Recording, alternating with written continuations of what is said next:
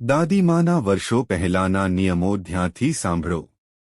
ચોમાસામાં જ્યારે ભેજની સાથે ભેજ પણ હોય છે ત્યારે તૈલી ત્વચા ધરાવતા લોકોની સમસ્યાઓ વધી જાય છે, કારણ કે ત્વચામાં વધારાના તેલના ઉત્પાદનને કારણે ખીલ અને બ્લેકહેડ્સ દેખાવા લાગે છે।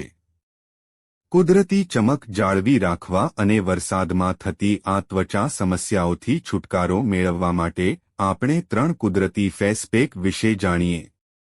ચોમાસાની ઋતુ મોટાભાગના લોકો માટે પ્રિય હોય છે કારણ કે તે સૂર્યના પ્રચંડ તાપથી રાહત અને ઠંડક આપે છે, પરંતુ સ્વાસ્થ્યની સાથે સાથે તે ત્વચા અને વાળ માટે પણ પડકારજનક ઋતુ છે।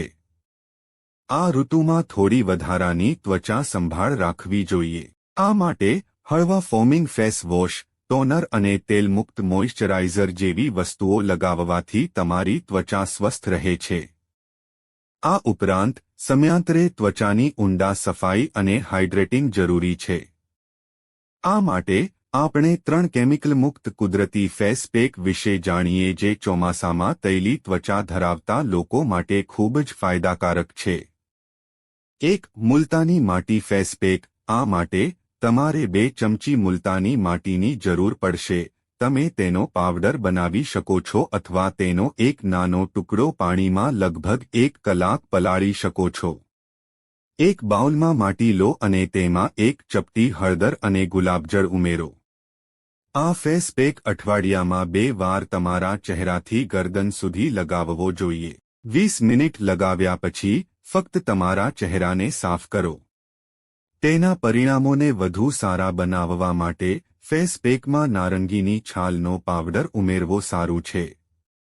2. ચણાના લોટનો ફેસ પેક। ત્વચાની અશુદ્ધિઓ અને મૃત કોષોને દૂર કરવા માટે ચણાના લોટનો ફેસ પેક શ્રેષ્ઠ છે। આ માટે 1 થી 1.5 ચમચી ચણાના લોટમાં 1 ચપટી હળદર અને દહીં મિક્સ કરીને સ્મૂધ પેસ્ટ બનાવો। તેને તમારા આખા ચહેરા પર લગાવો અને 15 થી 18 મિનિટ માટે રહેવા દો। જ્યારે તે લગભગ 75% સુકાઈ જાય ત્યારે તમારા હાથમાં ગુલાબજળથી ચહેરા પર માલિશ કરો અને પછી સ્પોન્જની મદદથી ફેસ પેક સાફ કરો।